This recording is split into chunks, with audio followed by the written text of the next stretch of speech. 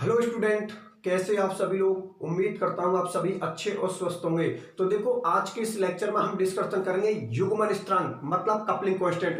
ठीक है ना। आज के इस लेक्चर में हम किसका डिस्कशन करेंगे? युग्मन स्थिरांक मतलब कपलिंग कांस्टेंट। अब ये कपलिंग कांस्टेंट क्या होता है, युग्मन स्थिरांक क्या होता है, आज के इस लेक्चर में इस टॉपिक को बहुत अच्छी तरीके से मैं आप लोगों के लिए समझा दूंगा। ठीक है ना। तो सबसे पहले तो मैं बहुत ही कम शब्दों में आप लोगों के लिए बता देता हूं कपलिंग कांस्टेंट का मतलब क्या है और कपलिंग कांस्टेंट की डेफिनेशन क्या है। ठीक है ना। तो बहुत ही कम शब्दों के अंदर अगर कपलिंग कांस्टेंट की मैं डेफिनेशन बोलूं या युग्मन स्थिरांक की मैं डेफिनेशन बोलूं तो इस तरीका से बोल सकता हूं कि दो सिग्नलों के बीच की दूरी को हम क्या बोलते हैं? कपलिंग कांस्टेंट मतलब युग्मन स्थिरांक। मेरी बात आप लोग समझ में आ गई ना। दो सिग्नल आपको पता है प्रत्येक एनएमआर स्पेक्ट्रा आता है किसी का, तो वो सिग्नल प्रदर्शित करते हैं। तो जो दो सिग्नल होते हैं ना, उन दोनों सिग्नलों के बीच की दूरी को हम क्या बोलते हैं? कपलिंग कांस्टेंट बोलते हैं। इस कपलिंग कांस्टेंट को हम कैपिटल जे द्वारा प्रदर्शित करते हैं। अगली बात समझ में आप लोगों के कि दो सिग्नलों के बीच की दूरी को हम क्या बोलते हैं? Coupling constant.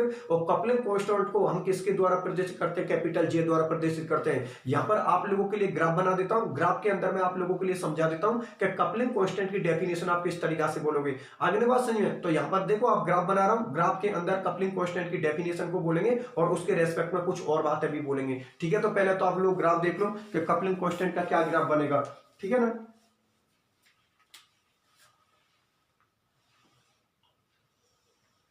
देखो, यहां पर लिख देता हूं मैं चुंबकीय क्षेत्र की तीव्रता। चुंबकीय क्षेत्र की तीव्रता मतलब इंटेंसिटी ऑफ मैग्नेटिक फील्ड। ठीक है ना। Intensity of magnetic field, intensity of magnetic field. ठीक है। यहां पर लिख दिए डेल और टॉ के मान। डेल और टॉ के मान यहां पर लिख दिए। ठीक है ना। और यहां पर मैंने किसको प्रदर्शित कर दिया? सिग्नलों को प्रदर्शित कर दिया। ठीक है ना। यहां पर किसको प्रदर्शित कर दिया? सिग्नलों को प्रदर्शित कर दिया। अब देखो, सुनो मेरी बात से। सिग्नलों के अंदर मैंने क्या बात बोली है कि दो सिग्नलों के बीच की दूरी को हम क्या बोलते हैं? कपलिंग कांस्टेंट है। इसी को आप क्या बोलोगे? कपलिंग कांस्टेंट मतलब युग्मन स्थिरांक। इसको ही हम क्या बोल रहे हैं? युग्मन स्थिरांक मतलब कपलिंग कांस्टेंट। युग्मन स्थिरांक, इंग्लिश में इसको क्या बोलते हैं? Coupling constant. Coupling coupling constant. मेरी बात आप लोगों को समझ में आ गई ना। तो अब देखो, इसको एक बार फिर से समझाता हूं दोबारा से। देखो, इधर देखिए आप लोग। अब मैं आपको एक बार फिर से दोबारा से कपलिंग कांस्टेंट को बहुत अच्छी तरीके से समझा देता हूं। देखो, सुनो मेरी बात ध्यान से। कपलिंग कांस्टेंट मैंने किसको बोला है कि दो सिग्नलों के बीच की दूरी को हम क्या बोले? Coupling constant. एक सिग्नल ये रहा आप लोगों का, एक सिग्नल ये रहा, और ये उनके बीच की डिस्टेंस हो गई। तो इस बीच की डिस्टेंस को हम क्या बोलते हैं? कपलिंग कांस्टेंट मतलब युग्मन स्थिरांक, जिसको हम किसके द्वारा प्रदर्शित करते हैं? कैपिटल जे द्वारा। मेरी बात आप लोग समझ में आ गई ना कि दो सिग्नलों के बीच की दूरी को हम कपलिंग कांस्टेंट बोलते हैं। कपलिंग कांस्टेंट को हम किसके द्वारा प्रदर्शित करते हैं? कैपिटल जे द्वारा प्रदर्शित करते हैं। अब एक बात आप लोग ध्यान में रखना कि कपलिंग कांस्टेंट उन्हीं के अंदर निकलेगा जिनके एनएमआर सिग्नल 2, 3, 4, 5 या 2 से ज्यादा होंगे। मतलब कपलिंग कांस्टेंट का मान उनके अंदर ही आएगा जिनके एनएमआर सिग्नल 2 या उससे ज्यादा होंगे। क्योंकि कॉमन सी बात है यार। एक बात बताओ, अगर किसी का एनएमआर सिग्नल 1 आ रहा है, ठीक है ना, अर्थात वो सिंगलेट के रूप में, तो सिंगलेट के रूप में कपलिंग कांस्टेंट का मान आपका आएगा ही नहीं। क्यों नहीं आएगा? क्योंकि कपलिंग कांस्टेंट की डेफिनेशन क्या है कि दो सिग्नलों के बीच की दूरी को हम क्या बोलते हैं? Coupling constant. अर्थात कम से कम आपके दो सिग्नल होंगे तभी जाकर कपलिंग कांस्टेंट का मान आएगा और उसकी डेफिनेशन बनेगी।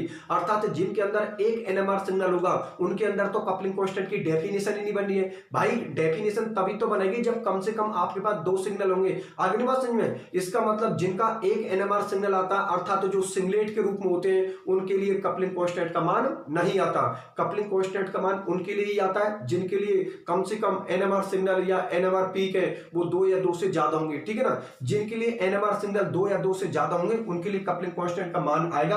और कपलिंग कांस्टेंट की डेफिनेशन आपको अच्छी तरीके से समझ में आई गई कि दो सिग्नलों के बीच की दूरी को हम क्या बोलते हैं? कपलिंग कांस्टेंट, जिसको कैपिटल जे द्वारा प्रदर्शित करते हैं। पहले तो ये बात होता है, ये बात आप लोगों को अच्छी तरीके से समझ में आ गई। किसी भी स्टूडेंट को कोई तकलीफ है? नहीं ना, कोई तकलीफ। ये आपका टॉपिक था कपलिंग कांस्टेंट का, युग्मन स्थिरांक का। ठीक है ना। कुछ नहीं करना है आपको एग्जाम में, वहां पर जाकर उसकी डेफिनेशन लिखनी है। क्या अगर एग्जाम आ जाए भाई कपलिंग कांस्टेंट स्लाइड पर आप शॉर्ट नोट्स लिखिए, तो कुछ नहीं, आप लोग डेफिनेशन लिख देना, ठीक है ना, थोड़ा बहुत उसके बारे में लिख के डायग्राम ड्रॉ कर देना। एक बात ध्यान में रखना, ये डायग्राम जरूर ड्रॉ कर देना, ठीक है ना। डायग्राम ड्रॉ करने के बाद ये चीज लिख देना कि भाई कपलिंग कांस्टेंट का मान जिनके NMR signal doublet, triplet, quartet या ऐसा बोल सकता हूं मल्टीप्लेट, मतलब जिनके 2 से ज्यादा आते हैं, ठीक है, मल्टीप्लेट होंगे तो ही उनमें कपलिंग कांस्टेंट का मान आएगा, अर्थात जिनके अंदर एक एनएमआर सिग्नल होगा, अर्थात जो सिंगलेट के रूप में होंगे उनके लिए कपलिंग कांस्टेंट के मान नहीं आते, ठीक है ना। लास्ट में लिख देना जैसा कि डायग्राम से स्पष्ट है, तो डायग्राम के अंदर उसको समझ में आई जाएगी कि दो सिग्नलों के बीच की दूरी को ही आप लोग क्या बोले, कपलिंग कांस्टेंट, ठीक है ना, जिसको किसके द्वारा प्रदर्शित करते हो, कैपिटल जे द्वारा। मेरी बात आप लोग समझ में आ गई ना। तो ये आप लोगों का टॉपिक था कपलिंग कांस्टेंट अर्थात युग्मन स्थिरांक का, ठीक है ना। अब मैं अगले टॉपिक पर डिस्कशन करता हूं, संकेतों के क्षेत्र, ठीक है ना। तो अगले टॉपिक की हेडिंग लिख देता हूं, फिर उस पर डिस्कशन करते हैं। ये तो आप लोगों का सीधा सा टॉपिक था, ठीक है ना। एक बार फिर देख लेना, ये एक सिग्नल ये रहा, एक सिग्नल ये रहा, इन दोनों सिग्नलों के इस बीच की दूरी को मैं क्या बोल रहा हूं, कपलिंग कांस्टेंट, जिसको किसके द्वारा प्रदर्शित करते हैं, कैपिटल जे द्वारा।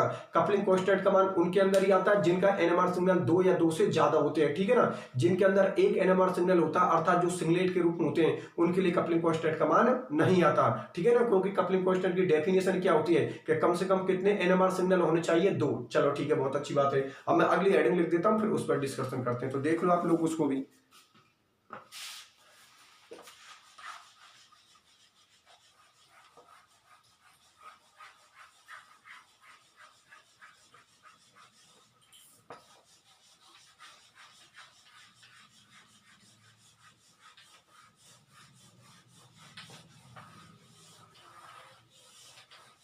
देखो अगली हेडिंग दे रखी है हमारी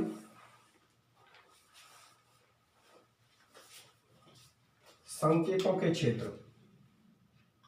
अगली हेडिंग दे रखी है हमारी संकेतों के क्षेत्र, ठीक है ना, संकेतों के क्षेत्र। इसकी इंग्लिश है आपकी area of signal, areas of signal, areas of signal, संकेतों के क्षेत्र मतलब एरियाज ऑफ सिग्नल। चलो ठीक है, इसको भी देख लेते हैं, तो देख लो इसको भी।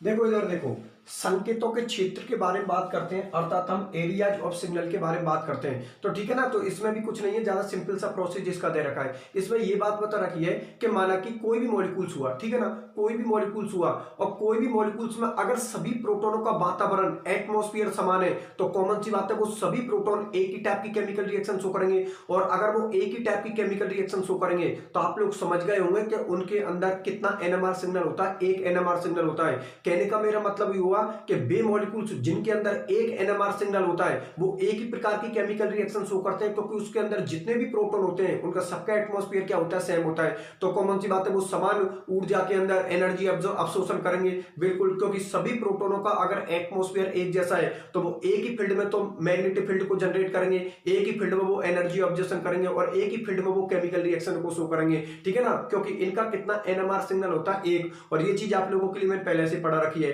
कि एक एनएमआर सिग्नल का मतलब क्या हुआ कि जिनके अंदर एक टाइप के प्रोटॉन है उनका एनएमआर सिग्नल कितना होता है, एक। जैसे कि कुछ एग्जांपल ले लेता हूं आप लोगों के लिए, ठीक है ना। जिनके अंदर एक एनएमआर सिग्नल होता है उनके एग्जांपल लेता हूं। जैसे कि आपको पता है CH4 कितना एनएमआर सिग्नल देता है, एक ले लेता हूं मैं, किसको, एथेन को ले लेता हूं। ये भी आपको पता कितना एनएमआर सिग्नल देता है, एक मैं आप लोगों के लिए किसको ले लेता हूं, बेंजीन को ले लेता हूं। आप लोगों को पता है बेंजीन के अंदर भी कितना एनएमआर सिग्नल होता है, एक एनएमआर सिग्नल होता है, ठीक है ना। बेंजीन के अंदर भी कितना एनएमआर सिग्नल होता है, एक एनएमआर सिग्नल होता है। उसके बाद मैं किसको ले लेता हूं, साइक्लोहेक्सेन को ले लेता हूं, ठीक है ना। किसको ले लेता हूं, साइक्लोहेक्सेन को। आपको पता है साइक्लोहेक्सेन भी कितने एनएमआर सिग्नल देती है, एक एग्जांपल मैं इसका ले लेता हूं, CH2Cl, ये भी कितना एनएमआर सिग्नल देती है। देखो ये भी एक एनएमआर सिग्नल दे रही है, ये भी एक एनएमआर सिग्नल दे रहा है, ये पूरा एक एनएमआर सिग्नल दे रहा है, ये भी एक एनएमआर सिग्नल दे रहा है, और इन दोनों का एटमॉस्फेयर एक जैसा, तो ये भी एक एनएमआर सिग्नल देगा, ठीक है ना। कहने का मतलब ये है जितने भी सभी उदाहरण, सभी अणु एक एनएमआर सिग्नल दे रहे हैं, इसलिए इनको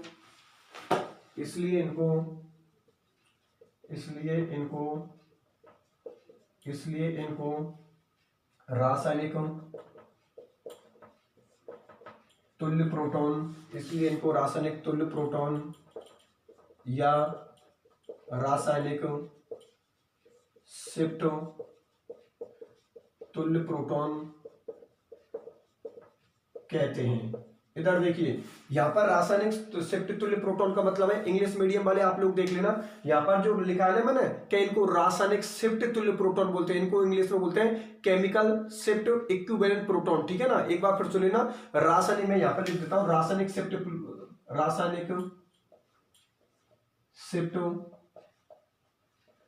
तुल्य प्रोटॉन, रासायनिक शिफ्ट तुल्य प्रोटॉन, इनको इंग्लिश में बोलते हैं chemical shift equivalent proton. English में क्या बोलते हैं? Chemical shift equivalent proton. ठीक है ना, और ये कंडीशन तब बनती है जब कोई एक एनएमआर सिग्नल दे रहा, अर्थात उसके अंदर जितने भी प्रोटॉन है उनका सबका एटमॉस्फेयर एक जैसा होगा, वो सभी प्रोटॉन होंगे, वो कितने टाइप की केमिकल रिएक्शन शो करेंगे? एक प्रकार की।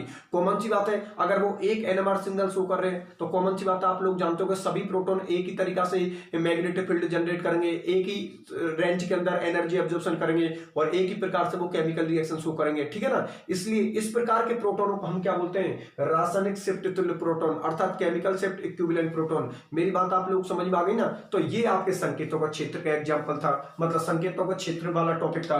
बात आप लोगों को समझ में आ गई? अर्थात ये जितने भी मॉलिक्यूल्स मैंने आप लोगों के लिए यहाँ पर लिखे हैं, ये सब कितना एनएमआर सिग्नल दे रहे हैं? एक। जैसे कि बात करते हैं यहाँ पर मेथेन आपको पता कितना एनएमआर सिग्नल दे रहा है? एक। यहाँ पर ये किसको लिख दिया? एथेन, ये भी कितना एनएमआर सिग्नल दे रहा है? एक। यहाँ पर ये मैंने किसको लिख लिया?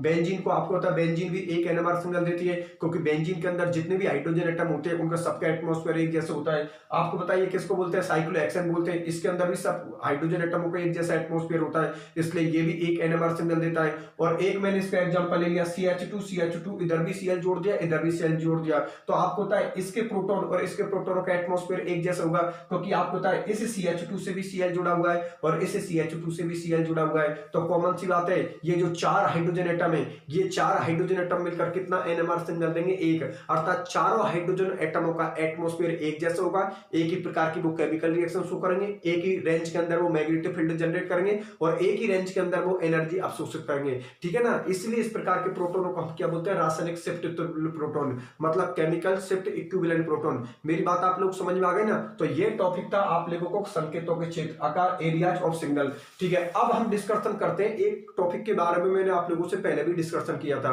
मैंने आप लोगों से क्या बोली थी कि TMS, टेट्रामेथिलसिलेन, आप लोगों को पता हाईली सिल्डेड प्रोटॉन होते हैं उसके अंदर। ठीक है ना, हाईली सिल्डेड कंपाउंड होता है, इसलिए उसको हम किसमें? केमिकल शिफ्ट के अंदर यूज करते हैं। ठीक है ना, तो आज उसके क्वेश्चन को मैं स्पेशल बताऊंगा आप लोगों के लिए, क्योंकि जो TMS का क्वेश्चन है ना, ये हम लोगों से एग्जाम में बहुत बार पूछ लिया कि TMS क्या होता है। ठीक है ना, तो बिल्कुल मैंने नोट्सों के अंदर इसका एक स्पेशल क्वेश्चन लिखवा रखा है, और उस स्पेशल क्वेश्चन को मैंने इसलिए लिखवा रखा कि TMS को उसने बहुत बार एग्जाम में पूछ रखा है। ठीक है ना, तो मैंने वहां पर एक नोट्सों के अंदर स्पेशल क्वेश्चन लिखवा रखा है, और आज के इसी लेक्चर में मैं यहाँ पर TMS पर पूरा डिस्कशन करूंगा।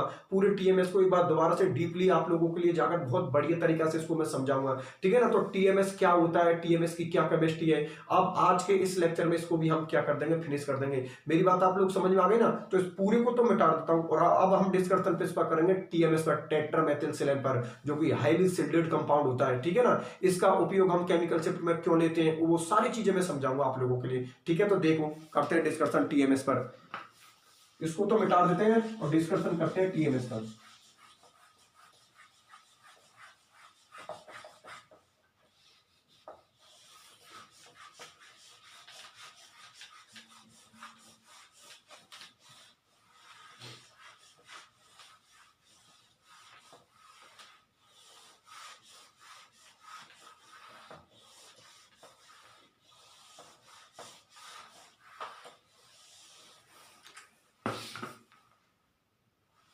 तो देखो मैं आप लोगों के लिए इसको क्वेश्चन बनाकर लिख देता हूं। ठीक है ना, एग्जाम में क्वेश्चन किस तरीका से पूछा जाता है उसी टाइप से मैं इसका क्वेश्चन बनाकर आप लोगों के लिए लिख देता हूं, फिर समझा देता हूं। ठीक है ना, एग्जाम में क्वेश्चन इस तरीका से पूछा जाता है कि TMS को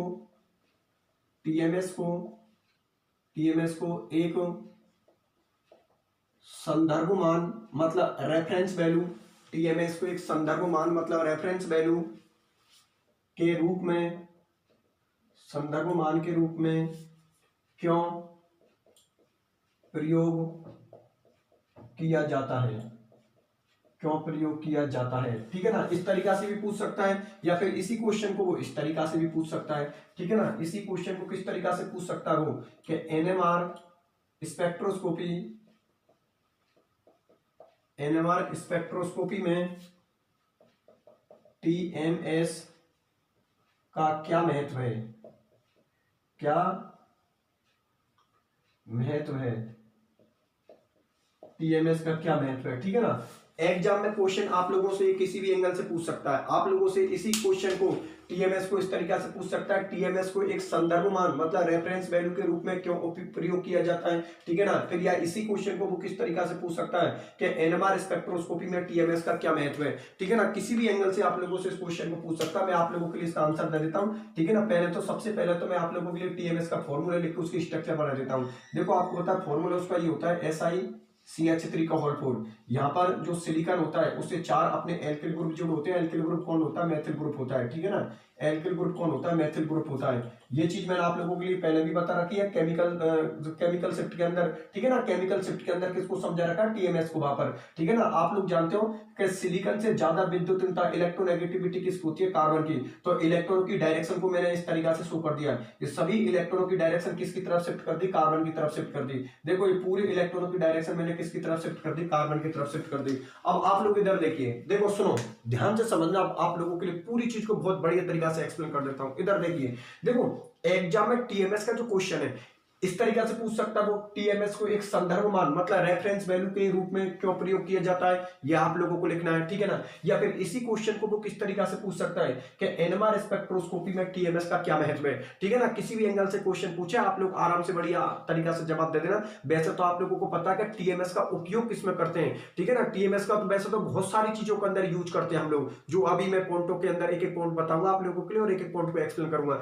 लेकिन जो सबसे ज्यादा इसका उपयोग करते हैं वो हम करते हैं केमिकल शिफ्ट में, क्योंकि आपको पता है जो टीएमएस होता है वो कितना एनएमआर सिग्नल देता है, एक एनएमआर सिग्नल देता है। तो एक एनएमआर सिग्नल देने की वजह से इसका जो इसको हम किसी भी ऑर्गेनिक मॉलिक्यूल्स के रेस्पेक्ट में, जैसे किसी की मुझे केमिकल शिफ्ट की वैल्यू निकालनी है तो केमिकल शिफ्ट की वैल्यू के लिए हम किसको यूज में लेंगे, टीएमएस को लेंगे, ठीक है ना। क्योंकि टीएमएस वहां पर स्टैंडर्ड हो जाएगा, क्योंकि कितना एनएमआर सिग्नल दे रहा है एक, तो इसके रेफरेंस में हम किसी भी मॉलिक्यूल्स के अंदर केमिकल शिफ्ट का मान निकाल सकते हैं, ठीक है ना। इसको वहां पर ले लेंगे तो ये तो वहां पर स्टैंडर्ड रहेगा, क्योंकि आप लोगों को पता है ज्यादातर नॉन रिएक्टिव होता है, ऑर्गेनिक कंपाउंडों से रिएक्शन नहीं करता है। तो ऑर्गेनिक कंपाउंडों से रिएक्शन नहीं करता तो कॉमन सी बात है ये अपनी जगह पर रहेगा और अपना सिग्नल देगा, ठीक है ना। तो इसके रेस्पेक्ट में हम किसी भी ऑर्गेनिक कंपाउंड के अंदर एनएमआर सिग्नल को निकाल सकते हैं, या किसी भी मॉलिक्यूल्स के अंदर या किसी भी ऑर्गेनिक कंपाउंड के अंदर हम केमिकल शिफ्ट का मान निकाल सकते हैं, जो कि अभी इसके पॉइंट में मैं आप लोगों के लिए बोलूंगा। बात आप लोग समझ में आ गई ना कि इसके रेस्पेक्ट में हम किसी भी ऑर्गेनिक मॉलिक्यूल्स के अंदर केमिकल शिफ्ट का मान निकाल सकते हैं, ठीक है। अब देखो मैं आप लोगों के लिए एक बार फिर से बता देता हूं, देखो सुनो ध्यान से। आप लोगों को पता है ये फॉर्मूला लिख दिया मैंने टीएमएस का, टेट्रामेथिल सिलेन, ठीक है ना। यहां पर मेथिल ग्रुप कितने हैं, 4 है, और सिलेन हम किसको बोल रहे हैं, सिलिकॉन को बोल रहे हैं। तो देखो टेट्रामेथिल सिलेन नाम हो गया ना, 4 को क्या बोलते हैं टेट्रा, CH3 को क्या बोलते हैं मेथिल, और SI को हम क्या बोलते हैं सिलेन। तो इसका नाम हो गया टेट्रामेथिल सिलेन। अब देखो इसकी स्ट्रक्चर को शो कर दिया। अब आप लोग अच्छी तरीका से जानते हो, मैंने ये चीज आप लोगों के लिए पहले ही बता रखी है कि कार्बन की जो विद्युतीनता होता है, इलेक्ट्रोनेगेटिविटी होती है, वो सिलिकॉन से क्या होती है, ज्यादा होती है, ठीक है ना। कार्बन की इलेक्ट्रोनेगेटिविटी सिलिकॉन से ज्यादा होती है। तो कॉमन सी बात है जो बॉन्ड के इलेक्ट्रॉन है वो किसकी तरफ शिफ्ट होंगे, कार्बन की तरफ शिफ्ट होंगे। तो देखो यहां पर जो डायरेक्शन इलेक्ट्रॉनों की शिफ्ट मैंने किसकी तरफ कर रखी है, कार्बन की तरफ। इधर भी मैंने किसकी तरफ कर रखी है, कार्बन की तरफ। इधर भी कार्बन की तरफ और इधर भी कार्बन की तरफ। तो गौर करने वाली बात यह है कि जो इलेक्ट्रॉनों की डायरेक्शन है ना वो आपकी अपोजिट हो रही है। देखो इसकी डायरेक्शन ऊपर जा रही है, इसकी डायरेक्शन नीचे जा रही है। इधर की इसकी डायरेक्शन कहां पर जा रही है, लेफ्ट की ओर, और इसकी कहां पर जा रही है, राइट की ओर। और आप लोगों के लिए मैंने ये चीज पहले से बता दी कि कभी भी अगर इलेक्ट्रॉनों की डायरेक्शन अपोजिट हुई तो ध्यान में रखना वहां पर कौन सा फील्ड काम करेगा, आपका शील्डिंग इफेक्ट काम करेगा, ठीक है ना। ऐसी कंडीशन में हमेशा प्रोटोनों को कौन सा इफेक्ट काम करता है, शील्डिंग इफेक्ट। अर्थात प्रोटोन वहां पर क्या होते हैं, शील्डेड होते हैं, ठीक है ना। यहां पर क्या होंगे, प्रोटोन अपने शील्डेड होंगे, ठीक है ना, शील्डेड जोन, ठीक है ना, शील्डेड जोन या शील्डेड फील्ड बोल सकते हो, ठीक है ना, या शील्डेड फील्ड बोल सकते हो, एक ही बात है, जो आपको पसंद है वो लिख देना, ठीक है ना। और आपको पता है जब प्रोटॉन शील्डेड होते हैं तो उसका एनएमआर सिग्नल है वो कहां पर जाता है, अप फील्ड में, अर्थात उच्च क्षेत्र में, बिल्कुल सही बात है। और जो आपका एनएमआर सिग्नल है वो कहां पर जाता है, अप फील्ड में, अप फील्ड में। ये चीज सारी चीजों का डिस्कशन तो मैंने पहले से भी कर रखा है आप लोगों के लिए, ठीक है ना। ये अगर इलेक्ट्रॉनों की डायरेक्शन इस तरीका से हुई तो हमारे जो प्रोटॉन है वो कौन होंगे, शील्डेड प्रोटॉन होंगे। और अगर प्रोटॉन शील्डेड होंगे तो जो इफेक्ट लगेगा वो कौन सा इफेक्ट लगेगा, शील्डिंग इफेक्ट लगेगा। और शील्डिंग इफेक्ट होने की कंडीशन में आपको पता हमारा जो एनएमआर सिग्नल है वो कहां पर प्राप्त होगा, अप फील्ड में, और बहुत ही ज्यादा अप फील्ड में प्राप्त होगा। क्यों, क्योंकि देखो यहाँ पर सिलिकॉन से कितने हाइड्रोजन एटम जुड़े हुए हैं, 12 हाइड्रोजन एटम जुड़े हुए हैं, और 12 हाइड्रोजन एटमों को कितना एनएमआर सिग्नल निकल रहा है, एक एनएमआर सिग्नल निकल रहा है। मेरी बात आप लोग समझ में आ गई ना। तो एक तो इलेक्ट्रॉनों की डायरेक्शन रिएक्शन से पता लग रहा है कि बहुत ही ज्यादा हाईली सिल्डेड कंपाउंड होता है कौन, टीएमएस, ठीक है ना। और एक ऐसा भी पता लगा सकते हो कि आपको पता है कि सिलिकॉन से 4 मेथिल ग्रुप जुड़े हुए हैं और मेथिल ग्रुप का कौन सा इफेक्ट होता है, प्लस आई, और हम जानते हैं कि एक प्लस आई इफेक्ट होने की वजह से शील्डिंग इफेक्ट लग जाता है। तो यहाँ पर तो 4 मेथिल ग्रुप जुड़े हुए, तो आप सोच सकते हो कि यहाँ पर कितना शील्डिंग इफेक्ट लग रहा होगा, ठीक है ना, क्योंकि 4 प्लस आई वाले कोई ग्रुप जोड़ रखे हैं और वो भी एक एटम के साथ, तो सोच सकते हो कि कितना ज्यादा हाईली शिल्डेड प्रोटॉन होंगे इसके, ठीक है ना। वो 4 मेथिल ग्रुपों को कितना प्लस आई इफेक्ट हो गया आप सोच सकते हो। तो इतना ज्यादा प्लस आई इफेक्ट हो गए तो ये हाईली शिल्डेड प्रोटॉन हो गए, हाईली शिल्डेड ये कंपाउंड हो गए आप लोगों का। और इसका जो एनएमआर सिग्नल प्राप्त होगा वो बहुत ही ज्यादा हाई फील्ड में प्राप्त होगा, अप फील्ड में, उच्च क्षेत्र में प्राप्त होगा, क्योंकि कॉमन सी बात है अगर उसका हाई शिल्डेड प्रोटॉन है तो उसका शील्डिंग इफेक्ट बहुत ज्यादा होगा, और अगर उसका शील्डिंग इफेक्ट बहुत ज्यादा होगा तो जो उसका एनएमआर सिग्नल है वो बहुत ही ज्यादा अप फील्ड में अर्थात उच्च क्षेत्र में प्राप्त होगा, ठीक है ना। क्योंकि यहाँ पर लिख देता हूं, यहाँ पर CH3 का कौन सा इफेक्ट होता है, प्लस आई, इसका भी कौन सा इफेक्ट होता है, प्लस आई, इसका भी कौन सा होता है, प्लस आई, और इसका भी कौन सा होता है, प्लस आई, ठीक है ना। तो ये सारी चीजें तो मैंने आप लोगों के लिए पहले भी बता दी। अब एक काम करता हूं, जो पॉइंट मैंने आप लोगों के नोट्सों में लिखा रखे हैं उसको एक एक पॉइंट को मैं आप लोगों के लिए बोलता चलता हूं और आपके लिए समझाता चल जाऊंगा प्रत्येक पॉइंट का मतलब क्या है, ठीक है ना। एक बार फिर सुन लेना, टीएमएस को हम रेफरेंस वैल्यू के रूप में यूज में ले रहे हैं कि किसी भी ऑर्गेनिक कंपाउंड के अंदर इसको डाल देंगे तो ये तो उस ऑर्गेनिक कंपाउंड से रिएक्ट होगा नहीं। अगर ये किसी भी ऑर्गेनिक कंपाउंड से रिएक्ट नहीं होगा, कॉमन सी बात है, तो इसके रेस्पेक्ट में हम उस ऑर्गेनिक कंपाउंड के सिग्नल को ज्ञात करेंगे और केमिकल शिफ्ट की वैल्यू ज्ञात कर लेंगे, ठीक है ना। किसके रेस्पेक्ट में, इस टीएमएस के रेस्पेक्ट में। तो अब इसका उपयोग किन किन चीजों में कर सकते हैं वो सारी चीजें मैं एक एक पॉइंट में आप लोगों के लिए बता देता हूं, जो चीज मैंने नोट्सों में लिखवा रखी है, ठीक है ना। नोट्सों का अकॉर्डिंग एक एक पॉइंट को मैं एक्सप्लेन कर रहा हूं। तो देखो आपके नोट्सों में ऐसे लिखा रखी है कि टीएमएस को एक संदर्भ मानक के रूप में, मतलब रेफरेंस स्टैंडर्ड वैल्यू के रूप में निम्न कारणों से हम उपयोग में लेते हैं, जिनमें पहला है कि इसके 12 हाइड्रोजन एटमों की, मतलब 12 तुल्य प्रोटोनों के इक्विवेलेंट प्रोटोन होंगे इसके।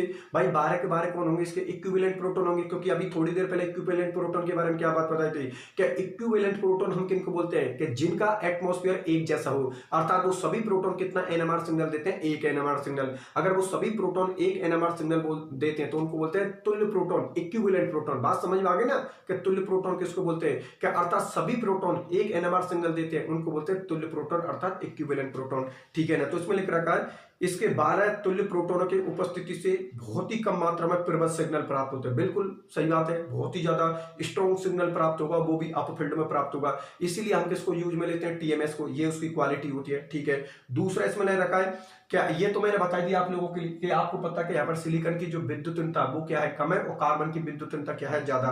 तो दूसरे पॉइंट में ये लिख रखे हैं कि सिलिकॉन के बहुत कम विद्युत होने के कारण इसके प्रोटॉन अत्यधिक परिरक्षित, मतलब शील्डिंग इफेक्ट बहुत ज्यादा होगा, जिसके परिणाम स्वरूप सामान्य कार्बनिक यौगिकों में उपस्थित प्रोटोनों की तुलना में इसका जो सिग्नल प्राप्त होगा वो बहुत ही ज्यादा अप फील्ड में, हाई फील्ड में प्राप्त होगा, ठीक है ना। तो हाई फील्ड में, बहुत ज्यादा हाई फील्ड में प्राप्त होने की वजह से इसको ऑर्गेनिक कंपाउंड में रेफरेंस के लिए यूज में लेते हैं, ठीक है ना। ये कितने पॉइंट हो जाते हैं आप लोगों के, 2। तीसरे पॉइंटों में ये बोला है कि ये सभी लगभग जितने भी ऑर्गेनिक कंपाउंड होते हैं लगभग सभी के अंदर ये कौन हो जाता है, सोल्यूबल हो जाता है, ठीक है ना। मतलब सामान्यतः सभी विलायकों में सोल्यूबल हो जाता है, जितने भी सॉल्वेंट होते हैं उन सभी सॉल्वेंट के अंदर ये विलेयशील होता है, मतलब घुलनशील होता है, या ऐसा बोल सकते हो ये सभी के अंदर कौन होता है, सोल्यूबल होता है, ठीक है ना। अब जितने भी, जैसे कि वाटर को ले लो, वाटर के अलावा जैसे कि बेंजीन को ले लो, और उसके अलावा कार्बन टेट्राक्लोराइड CCl4 को ले लो, ठीक है ना। सभी आपको पता है, ईथर को ले लो, ये सभी कौन होते हैं, सॉल्वेंट होते हैं, विलायक होते हैं, तो इनके अंदर ये आसानी से घुल जाता है, कौन, टीएमएस, ठीक है ना। इसलिए तीसरा पॉइंट लिख रखा है आपका, यह सामान्यतः सभी विलायकों में विलेयशील होता है, अर्थात सोल्यूबल होता है, सबके अंदर घुल जाता है, ठीक है। चौथा पॉइंट आप लोगों को ये दे रखा है कि इसके जो बॉइलिंग पॉइंट होते हैं ना टीएमएस के, ये बॉइलिंग पॉइंट इसके क्या होते हैं, कम होते हैं। तो कॉमन सी बात है, अगर इसके कम बॉइलिंग पॉइंट होंगे, कम क्वथनांक होंगे, तो हमको कम एनर्जी देनी पड़ेगी, तो कम एनर्जी देनी पड़ेगी, तो कॉमन सी बात है, ये तो बहुत अच्छी बात है हम लोगों के लिए, हमको एनर्जी कम देनी पड़ रही है, ठीक है ना। इसलिए हम उपयोग में किसको लेते हैं, टीएमएस को लेते हैं, ठीक है। तो इसका चौथा पॉइंट ये लिख रखा है आपके लिए, यह कम क्वथनांक वाला द्रव है, ठीक है ना, मतलब जिसका बॉइलिंग पॉइंट कम है, तो ये भी हम लोगों के लिए अच्छी बात है, इसलिए हम टीएमएस को यूज में लेते हैं। कितने पॉइंट हो गए, 4। अब आप लोगों को पांचवा पॉइंट इसमें दे रखा है, जो अभी मैंने थोड़ी देर पहले एक्सप्लेन किया था कि ये कौन होता है, नॉन रिएक्टिव होता है, अर्थात ऑर्गेनिक जो कंपाउंड होते हैं उनसे रिएक्शन नहीं करता।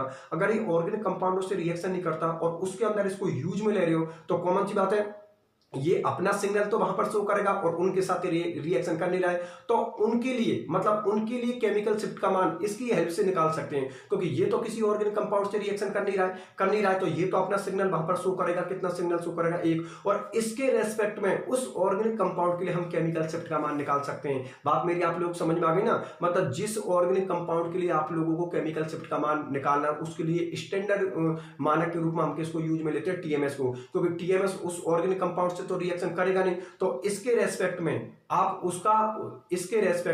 उसका केमिकल शिफ्ट का मान निकाल सकते हो। किसका? जिस ऑर्गेनिक कंपाउंड का आप केमिकल शिफ्ट का मान निकाल सकते हो। किसकी हेल्प से? टीएमएस की हेल्प से। तो ये पॉइंट आप लोगों को कौन सा दे रखा? 5वां पॉइंट है कि यह अक्रिय होने के कारण कार्बनिक यौगिकों से क्रिया नहीं करता या ऑर्गेनिक कंपाउंडों से रिएक्शन नहीं करता। कितने पॉइंट हो गए? 5। छठा पॉइंट में आप लोगों को दे रखा है कि ये चुंबकीय क्षेत्र से क्या होते हैं? समदैशिक। समदैशिक उनको बोलते हैं हम लोग जिनके समदैशिक किसको बोलते हैं? एक तो होता है समदैशिक, एक विसमदैशिक, मतलब जिनकी फिजिकल प्रॉपर्टी सभी डायरेक्शन के अंदर समान होती है उनको समदैशिक बोलते हैं, और जिनकी फिजिकल प्रॉपर्टी सभी डायरेक्शन में भिन्न भिन्न होती है उसको हम क्या बोलते हैं? विसमदैशिक। तो ये क्या होते हैं? समदैशिक, अर्थात इनकी फिजिकल प्रॉपर्टी लगभग समान होती है। ठीक है ना? ये इसका कौन सा पॉइंट होगा? छठा।